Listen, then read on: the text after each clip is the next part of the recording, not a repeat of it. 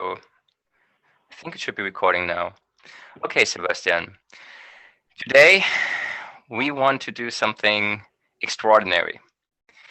We want to achieve that we are both, as well as everybody listening to this conversation afterwards, knows hacks, how to be a lot more productive, how to get things done, be less stressed, and overall be more successful in life by these productivity hacks. So I know that you are into personal productivity, me as well. So I think together we can come up with a lot of different strategies, hacks on how to be more productive.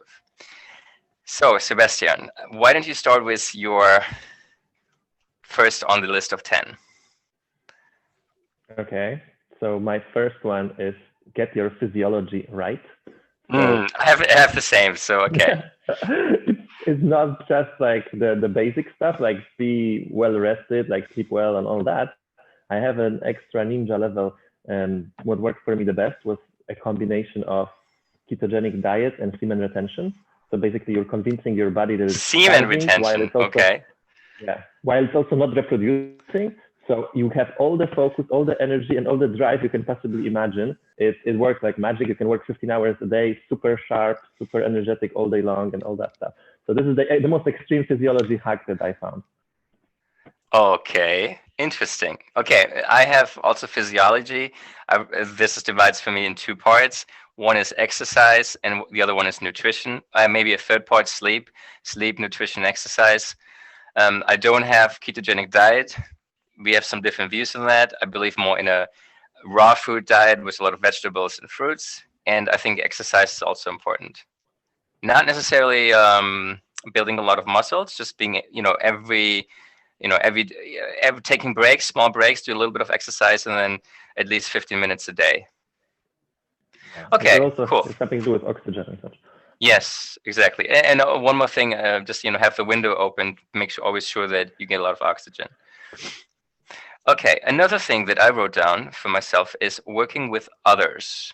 What I mean with that is that I recognize that I'm more productive generally if I work with others, and I'm also more motivated, and I get things done, and I'm less distracted. When I'm working alone, especially for a long period of time, what I notice is that I'll get distracted easily at some point. And especially when I'm working on the internet, which of course most of the time I do, there's just this temptation to check your email, to maybe check some news, some sport results. And when I'm working with somebody else, I don't have this. I'm more excited in the work. I'm getting things done better. That's also why I hired an assistant. And so the assistant for me is less about delegating work to that assistant. It's more about making sure that I myself work productively because I am working with another person. This is like focusing you back on the task, Yes, back on the task, like exactly. meditation, but on steroids. Okay. Exactly. Yeah, for me, the second one was be in the right environment, which has something to do with what you just said as well. Like go to the co-working space or the coffee shop, somewhere where people are working as well, and you see this is like the social norm. And maybe there's a little bit more stimulation than at home, which might be good because, first of all, the social norm, and secondly, maybe you need to be stimulated just a little bit. Like, for example, you will be more creative in the cafe where there's a lot of people than at home when there's no changes. So nothing is stimulating your creativity as well. Mm-hmm. Yes, I agree. I agree with you completely. And for me, it's maybe I'm a bit special, a bit different from most people. I like to change my place of work a lot. So it's rarely that I would work from one place at the whole day. I would change, go to different places, even in my flat, then work partly from the office, partly from a cafe, and partly from my flat. And related to that, there is one thing that works extremely well for me. When I'm having to do phone calls or when I'm having to read something, meaning I don't have to type something, then I like to work outside in the specifically in the nature. So not on a busy street. That doesn't work too well. But if I'm in Barcelona, walking along the beach or walking in the mountains and being able to read something, because when I read it and then I think about it. I read it and I think about it. And it just makes me extremely productive when I'm outside in nature. Yeah, I think there's some research from Stanford that when you walk, you are like 60% more productive, or not productive, sorry, creative. So there is a synchronization of the body. You make the same movements. You get into the zone. Which, of course, is a good point, which I didn't mention. When I'm outside, I actually mean walking outside. I actually walk outside. I take walks. This is something that I discovered early on in like beginning like in the 2000s. I did that when I was studying at university, and I was and people like wondered, what is he doing there? He's taking a walk, and he's with a book, and he's reading his book while he's walking. But I was just so extremely productive, and I almost never went to the library like most other students did. I just was outside walking. I read I would sometimes be able to finish a book while being on a 4 or 5 hour walk, and then I would come back and I would know the stuff because I'd been walking and focused. That's amazing trick. Yeah. Okay. So the next thing on my list is have a clear and important purpose for what you're doing. Because I think it's really hard to be productive and excited about something that doesn't matter for you. So I think we get more focused and we have more mental resources if what we're doing we consider important. We are aligned with it. We see that this is what we actually want to be doing, and it will make some impact, will be big impact rather than like very small impact. So I think the motivation gets also, we are given the motivation to the proportion of the importance of the task and our alignment with that task. Yes, that's true.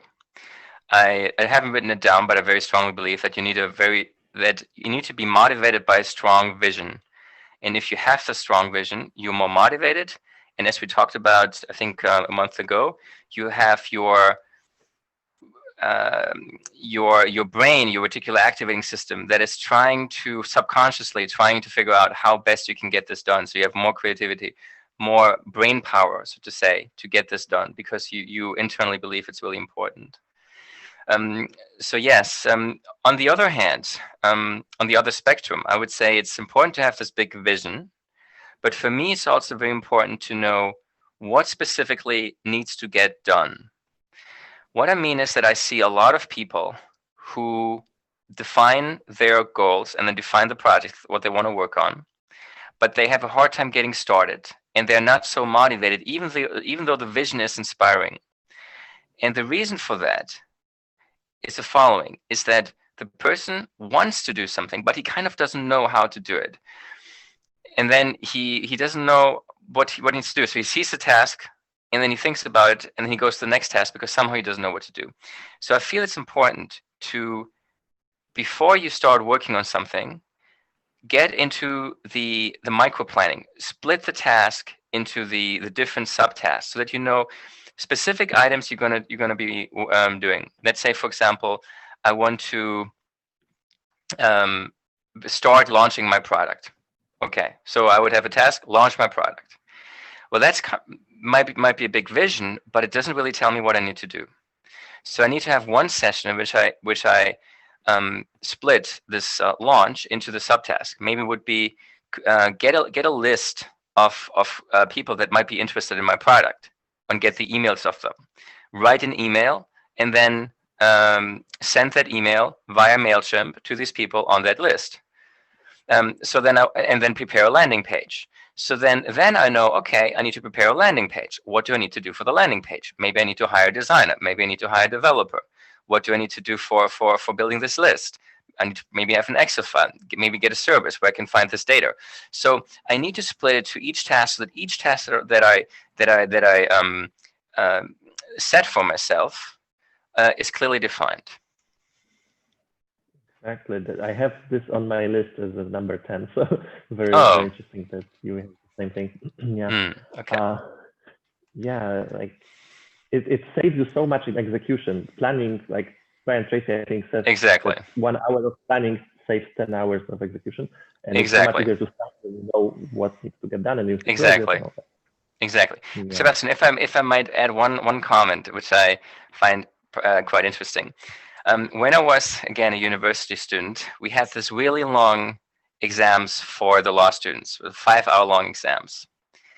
And the way that I would take the exam would be very different from the way other people took the exam. Because the other people would plan their answer, they would read the text, then would plan the answer, and they would spend 4 or 4.5 hours writing the answers. And while they're writing the answer, would kind of go back and think about it. The way I did it, I would spend half of the time, meaning 2.5 hours, only planning. Everything I would do was just planning the answer. And I would plan it to a very detailed level. So that basically, once I got done with the planning, everybody looked at me, they were sitting next to me, and they saw I hadn't written anything of the answer. And they were like, what the fuck are you doing? But then, within the next 2.5 hours, since I had the answer, everything planned out, I would just write. I wouldn't have to think anymore. Everything was there. Everything was there. I was just writing. And I generally would get really high grades because of the way that I solved the solution by planning first. Yeah, that makes a lot of sense. To draft, to sketch like the mind map, what you're going to talk about. Exactly. Exactly. It was a mind map. Exactly. Yeah, great. Okay, so the next thing on my list is to use stimulants, like for example, green tea or black tea or coffee if it works for someone. Cocaine. Modafinil or something like that. I never tried modafinil, but yeah, basically there are substances that after we have them in our system, we become very focused, our brains work much better, we have like higher IQ by some, I don't know, magical trick. Our blood pressure goes up. I think for a lot of introverts, they respond more to caffeine than extroverts, and maybe we have low systemic blood pressure by default. But if we raise it, then it's like, you know, the work is burning in our hands. We're like super productive. In like 1 hour, we can solve everything. So I noticed a big difference with green tea, doing it in the morning and after lunch. And music, if you're doing some task that doesn't require that much thinking, but you have to still do it, it's more manual, but you're getting bored, like having some music to pump you up, that's also good. Okay. So external things that help you be more focused, more productive.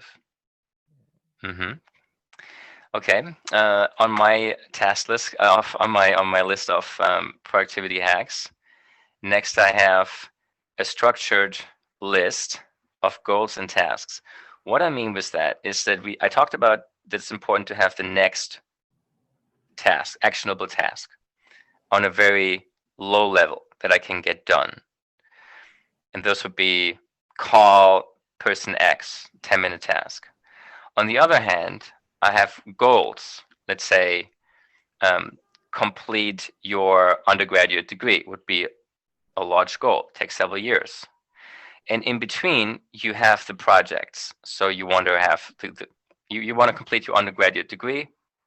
Then that means you have to pass all the classes. That means you have exams in each class, and that means you have to study, let's say, for each of these exams. So you go from high level goal to actionable task, and you have what I call a goal pyramid, where everything is related to each other. So then you have the top-down process where you define what are my top priorities, what are my top goals in life, and then how can I actually achieve them by planning lower. And on the other hand, you can do it the other way around, from bottom up, where you see, okay, these are the things that I'm working on right now, or that I want to work on. How are these related to my goals? And then you go from your actionable task to your goals, and you want to make sure that this is consistent.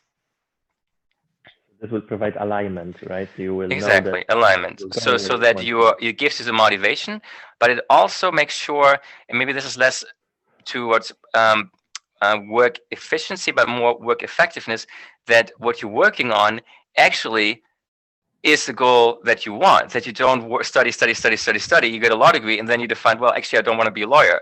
Then yes, you have been very efficient in getting the law degree done, but if you don't want to be a lawyer, that's just a waste of time. So you need to make sure that you're working on the right things that are aligned with your goals.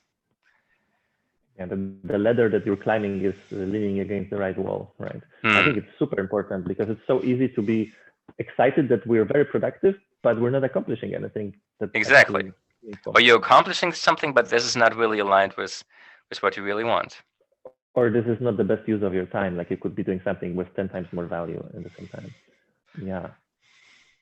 So my next point would be to, that's not in this time when you want to be proactive, like kind of before, you need to train your muscles, which is like physical, mental, creativity, and focus muscles.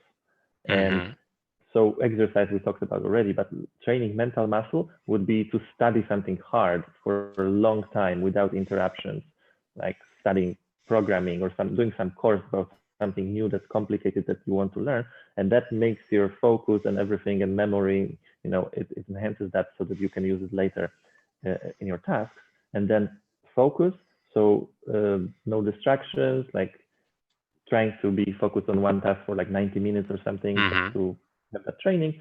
And then creativity, doing the creativity exercise from Brian Tracy, just writing down a question or a problem and then generating 20 answers to that pretty much daily, so that you are used to coming up with many different ideas, even when it's not comfortable, because maybe first 5 ideas are easy to generate, but the rest you have to force yourself into being creative a little bit, and that grows that muscle. And then it's very good to be productive when you have those muscles, well developed. Okay. That reminds me of a book, The Power of Peak Performance, I think it was called. And it's a very interesting book written by people that were focused on sports, and helping athletes to become better. And what they discovered is that it's very important for the athlete to train and to also have off time. So you want to make sure that the athlete trains a lot. Basically, there's the body and the mind gets just to too much workload, so it becomes stronger, as you say. At the same time, in order to become stronger, you also need the off time, and that you have different cycles. So you have the cycle after, say, in every year, you want to take 1 month off for an athlete, and for us as well, we want to take some vacation. But then it's also at the end of the week, you want to take 1 or 2 days off. And then it's for the athletes, maybe between tournaments, they want to take days off. And then you want also every day, you want to sleep 7 or 8 hours. And then between tasks you're working on, you want to take also some breaks. So it's also, and then you have some micro pauses where maybe you're daydreaming. So it's very important that on the one hand, we have this training where we have a very huge amount of work for our muscles to get stronger, or for our brain to get stronger, but also that this break, and that what applies to the muscle of the athlete applies in the same way to our brain. Our brain needs to be trained by having a very high workload on the one hand, but we also need to have these pauses. Which of course brings me to the next thing, which is sleep. But I think we already mentioned it, that sleep is very important. I use now my Fitbit, to monitor my sleep, and unfortunately, I'm getting between 6 and 7 hours, probably around 7 hours. I'm trying to increase it, because I noticed that when I have a lag in sleep, I feel less intelligent, I feel less focused, I get distracted more easily, and I especially have less emotional capacity. So I'm short-tempered. I will sometimes not respond with the same kind of kindness because I haven't slept well. Yeah, it affects all areas of life. Your immune system is suppressed, all kinds of things. So this is the cheapest way to improve your life in every way, to get more sleep and to get high quality sleep. And it's tricky because people who sleep, let's say 5 to 6 hours, they might not realize that they are affected by it. They might be like, no, I'm normal, I'm okay, I'm not like feeling that sleepy, whatever. Because it's like the drunk person is like, no, I'm okay to drive. They don't really see themselves. Only after they get the right amount of sleep, they're like, oh, I didn't know I can be so happy and peaceful and productive and clear and all of that. Yes. Okay. So the next thing that I have on the list is to eliminate distractions, and specifically to put your phone in the flight mode till noon. So you wake up and you don't check the WhatsApp and anything else. Like you do your routine, you do your work, whatever, but basically you keep that calmness of the mind that comes from just waking up as long as possible, so that you are in contact with yourself, you hear your inner voice, intuition, whatever, you have clarity of thinking. You don't bombard your brain with massive amount of random stimuli that fires all the emotions that are irrelevant maybe for you today and so on. Okay, that makes sense. Yes. Something similar related to that. Eliminate distractions from the internet, from you focusing on different things. Specifically for me, I have noticed that overall during a day, I would spend more than half an hour looking at news, what's going on with certain sport results, what's going on in the US election, what's going on with coronavirus. And that this is one, it's time, but it's not only time, it's also mental energy. So I have to eliminate this, but eliminating this is hard. And it takes a lot of willpower, especially because when we're working, there comes a point when we are tired.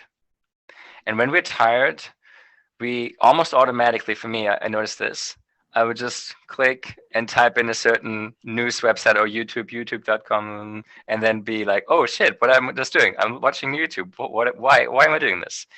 So what I noticed is, it's hard to eliminate 100%. And what works better for me is I have made some slots in the calendar at 10 o'clock, at 1 o'clock, lunchtime, and at 10 o'clock. For 15 minutes, I'm allowed during this time to go and do whatever I want on the internet, but only in this time. And if I miss this time, I'm like, shit, I missed my time. I wanted to check the news. Like, okay, sorry, can't do this. Have to wait. So this actually does work, because when I want to go to cold turkey, I can do this for several days, but then I still check the news. And when I check the news the next day or during this day, I feel like, well, since I already watched the news, now I can really indulge in it. Now I can really check the news and really do whatever I want. So I'm continuing to do this. I'm wasting a lot of time. So it's easier for me to just make sure that I have these slots, and I can only do this in the slots, and during the rest of the time, I can't do it, and I have to be focused. It's very interesting. In this book, Deep Work, they say that maybe you don't even need to limit the time. Like, let's say you spend 3 hours doing this a day. You might keep on spending 3 hours, but only in those windows, like you said, because it trains your brain when you have this feeling like, oh, I want to go to YouTube, but you're like, no, I need to wait 2.5 hours for my slot. So it's, instead of being ruled by it, it's like in meditation, the thought comes, but you're like, no, I'm going to focus on my breath. You bring the attention back where you need, so you gain control. You train your brain to not be automatic in being distracted. It's perfect, right? So just knowing that, oh, I will have time for that later, so you're not fully denying it to yourself, but the impulse doesn't cause the behavior. The impulse causes, I can do it in 2 hours, so no. So you say no to all those things that come up. Exactly. And what's next on your list? That was on my list. That was? Okay. Wait, okay, that was on my list. Yeah, exactly. So now you're. Yeah, because we're talking about, it was similar. Okay. So do only activities that give you flow. And it's easy for some activities because they are by default flow generating, like programming or something. But there are some activities that are not designed like that. And then you have to apply tricks. So if the activity is too boring, it's like something mechanical, you can set yourself time limits. I will do it as fast as possible for 10 minutes or something. And then you reach like the peak of your abilities. Like, I will clean the bathroom for 10 minutes as fast as I can. That's flow right there. And then if it's too big of a task and it's overwhelming and it's too difficult, and that's why it's not giving you flow, you need to schedule some time for learning. okay, I'm going to learn what this is first before I start this task, and I'm going to learn about this first. And then you kind of bring your competency level up to match the task where you can do it in the flow. Okay, so you're saying tasks that bring you in the state of flow. Flow state means that it's a state where you feel relaxed and very productive, where you're challenged but not over challenged.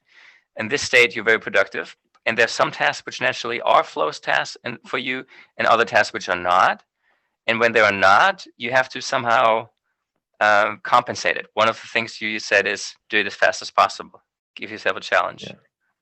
Okay. On my list, one more item, and a very important item. And this is probably the item I have the most challenges with. It's probably the item where could improve a lot, and this is something I should work on. It is limit the work in process tasks. What it means is, and this is actually, this sounds a bit strange, but this actually, I would say, in today's world, is the number one task, the biggest problem most people have, is that they have too many things going on. I call it work in process. So you have certain tasks that you want to do, or certain projects you're working on, and these projects all have tasks. And then you say, okay, now let me do this task, and let me do this task, let me do this task. And these tasks, before you complete them, they're in what I call work in process. And only once you complete them can you move them to the completed list. And the problem is, most people have a lot of things that they don't finish and that's still on their plate. They don't want to delete it, but they don't have time to finish it. And so it's just in the work in process tasks. So let's say any kind of email you receive and you haven't responded to would be in a work in process, because something you need to do as soon as possible, but you haven't done it, so it's in there. Any kind of blog post that you've already started but you haven't finished is in this category.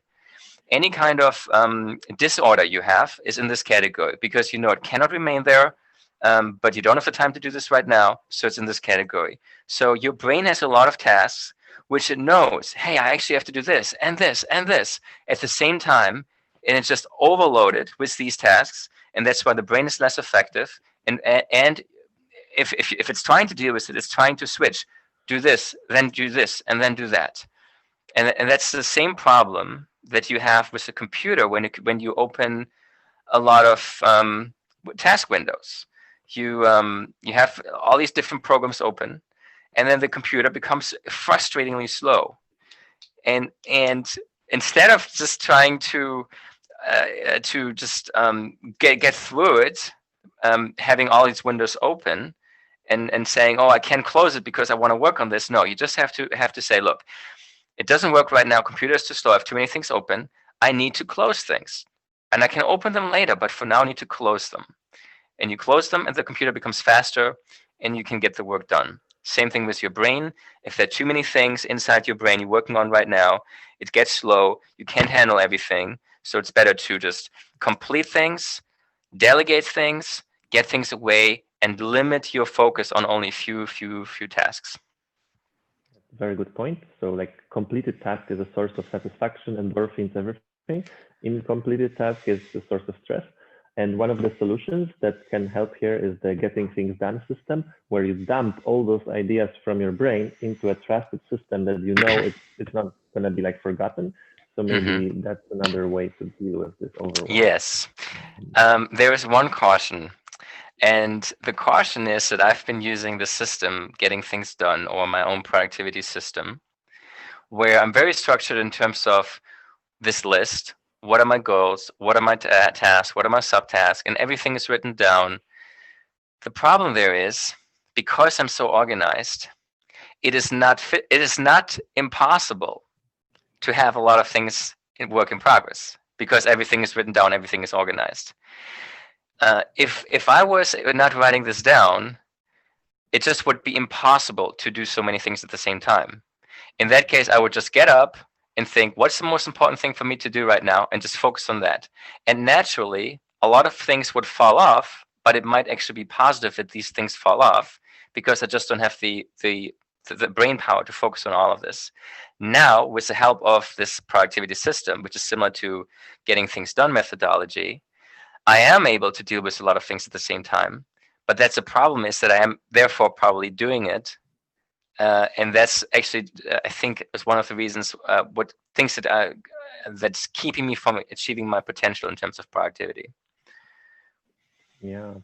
And you mentioned this very interesting question, which would be also like, what's the most productive use of my time right now? It's the golden question, right? Because we could be doing so many different things. We have unlimited potential, and there are so many businesses you could start and articles you could read and whatever. So deciding what is the most valuable use of your time is, I think, part of productivity as well. Yes, I totally agree. For now.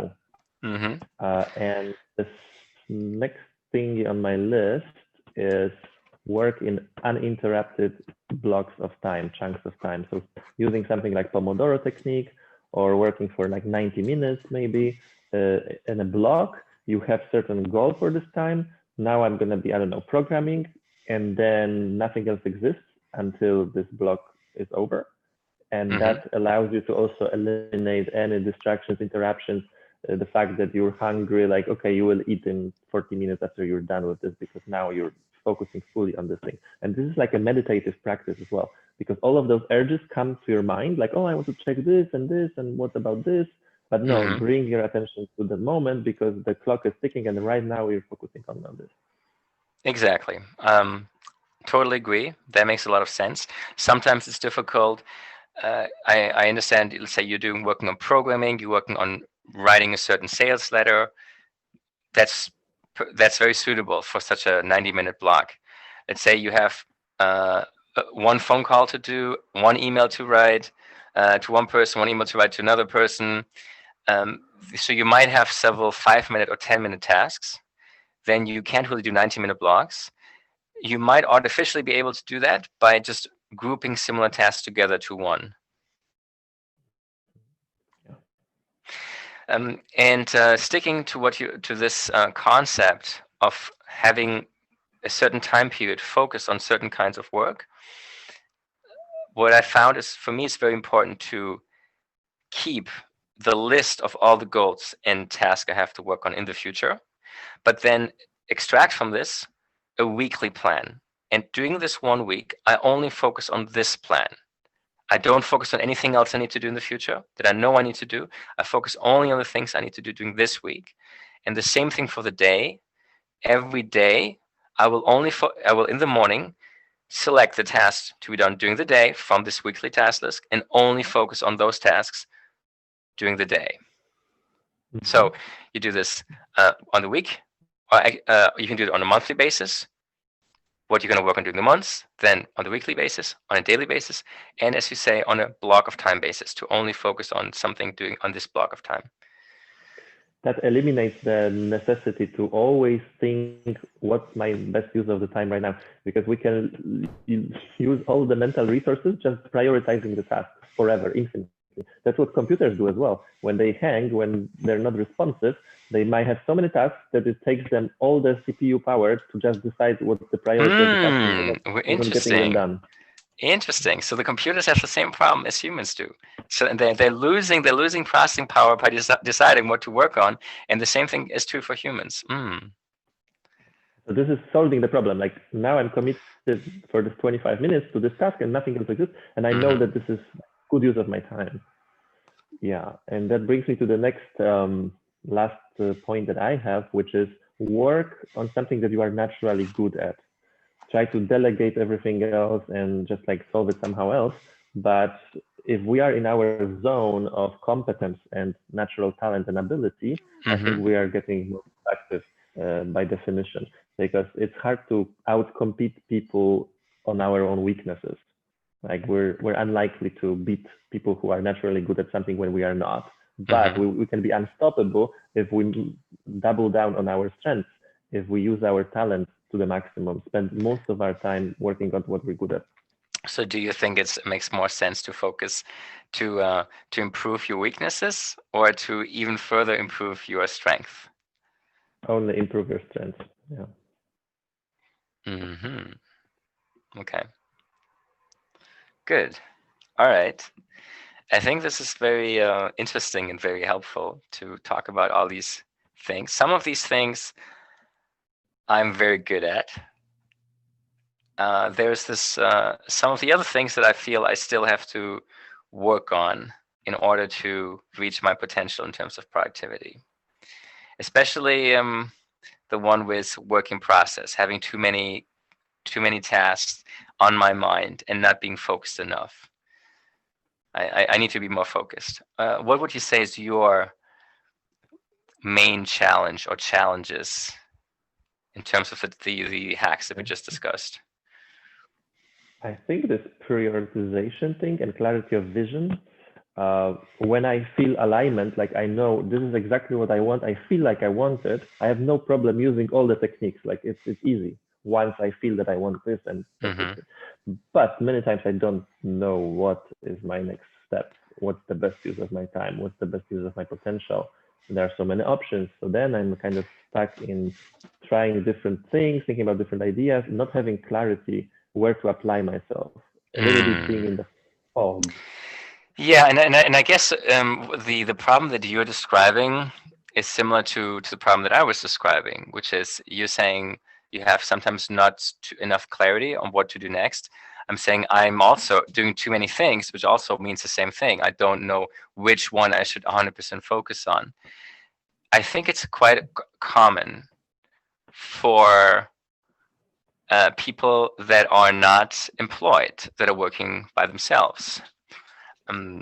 Especially when you have a small organization. When you have a large organization and you're the boss, the organization and the investors kind of dictate you what you need to do next. When you are employed, your boss tells you what, or your team members tell you what needs to be done next.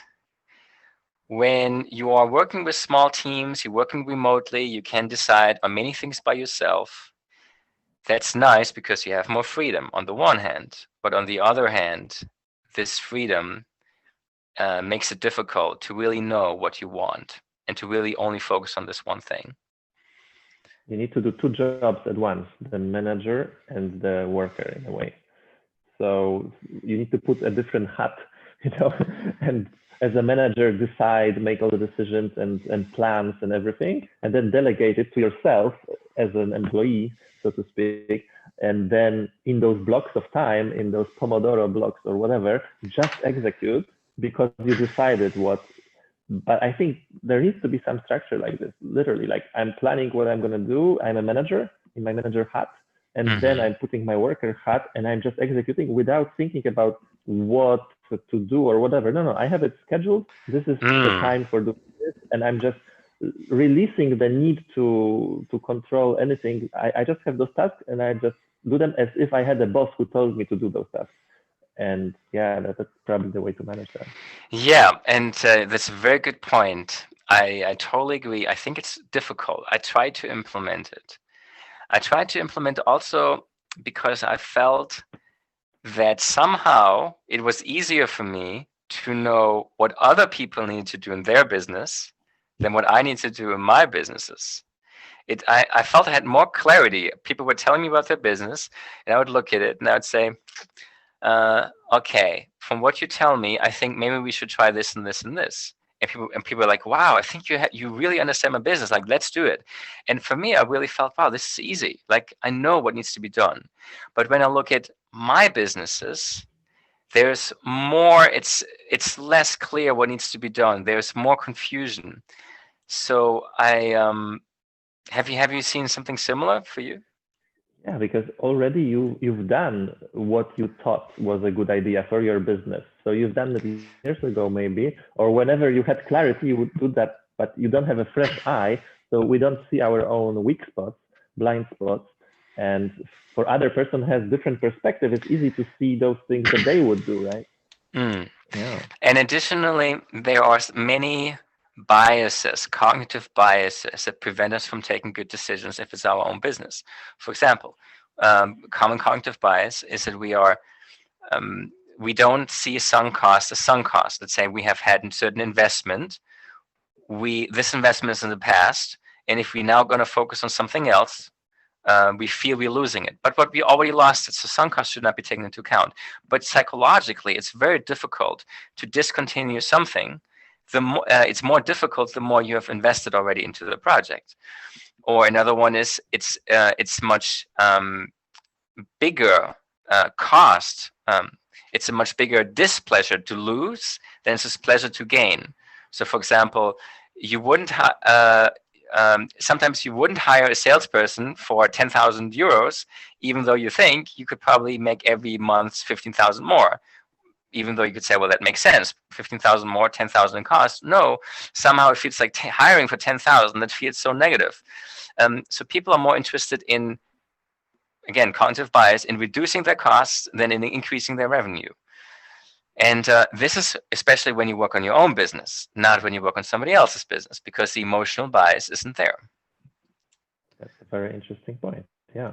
Plus, there is a risk. Like if you hire this person, you might assume that you will have 15K more, but you might not.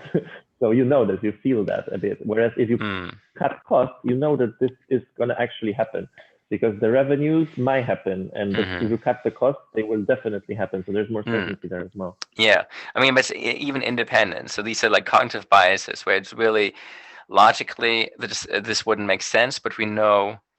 So we are taking the wrong decisions as entrepreneurs in our own business. Yeah. Okay. So Sebastian, thank you so much. I'm gonna stop the recording now, unless there's anything else you want to add. I'm gonna stop.